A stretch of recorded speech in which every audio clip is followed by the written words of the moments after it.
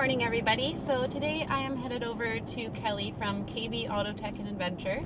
He will be installing some KDSS spacers for me along with a winch for my Greenlane Offroad bumper. I will be making two separate videos for these installs as I want to show you guys how it's done.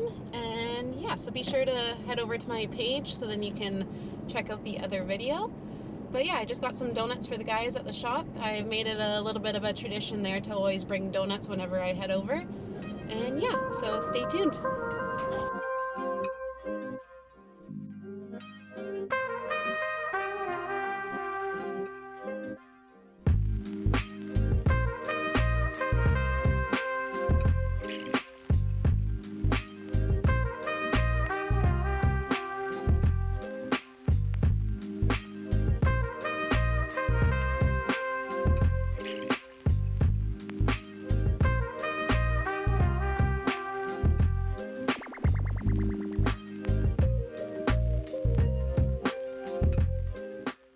First thing you want to do is loosen the KDSS shutter valves, which are located behind this metal cover under the driver's side door.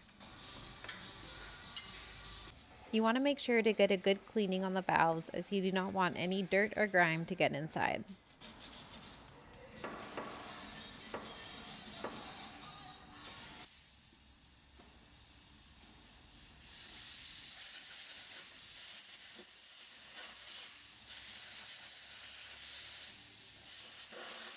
Once cleaned, add 2 lines to your shutter valves as you will be loosening them and you don't want to lose track of how many turns you've done. You want to turn each valve around 2.5 times. Make sure you pay full attention when turning them. If you do too many turns, you may run into some serious issues. Now that you have loosened the valves, you can go ahead and take off your skid plate if you have one.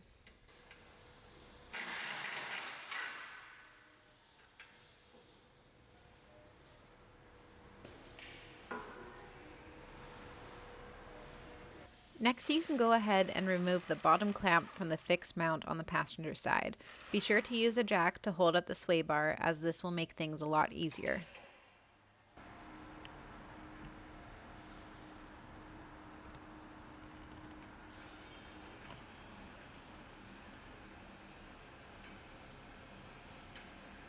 We decided to loosen the top of the fixed mount to give you some more room in adding the spacer and putting the bushing back on.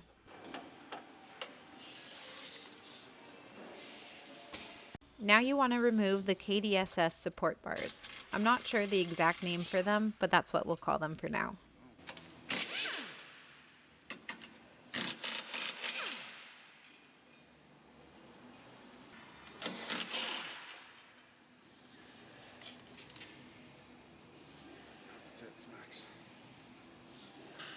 Now it's time to add the spacer.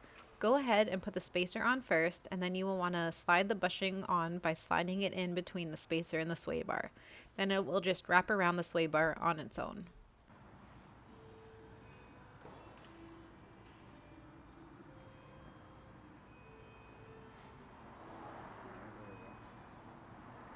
Lastly, you can add the supplied bolts and put it back together along with the KDSS support bars and skid plate. Also, don't forget to tighten the top of the fixed mount before moving on to the rear.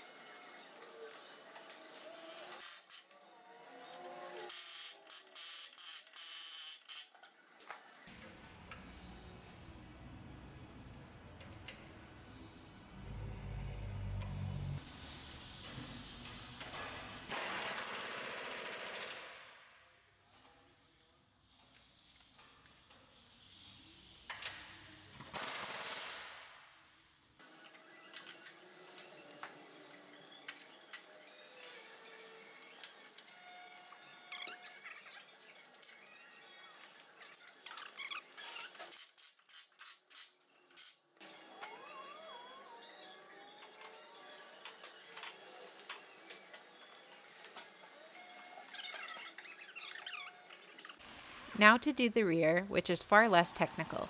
You want to start again by removing the clamps from both sides, and just like the front, be sure to use a jack to put everything back together as it'll be much easier.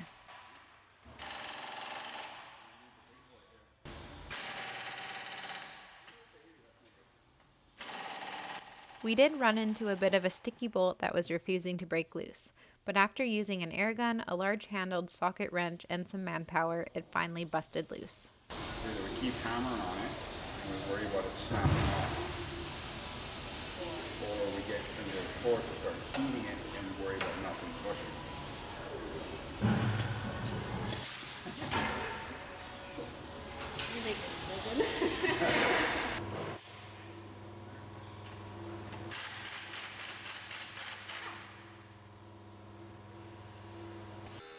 Again, make sure to clean the area thoroughly before moving on to the install.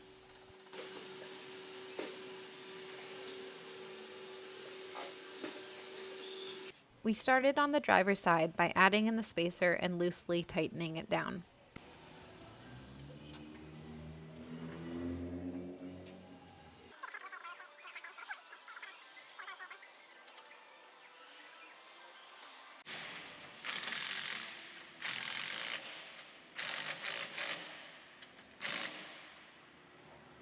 On the passenger side with the spacer ready to go, you want to use the jack to lift the bar into place.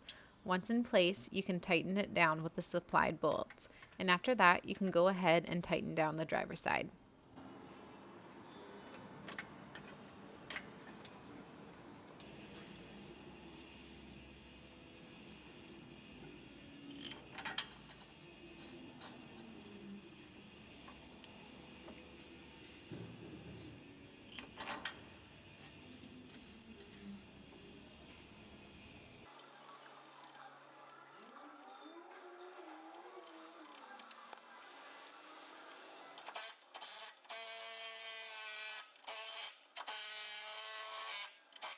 You can see obviously I just made like little marks, right?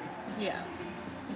So, and then it's nice with the ratchet wrench because you can actually see through, right? So you can see exactly like how far we're going in. So half, 1, half, 2, and a half. There, I can feel it close too. So that's 2.5 closed. Okay. So half, 1, half, 2, and closed 2.5. Boom.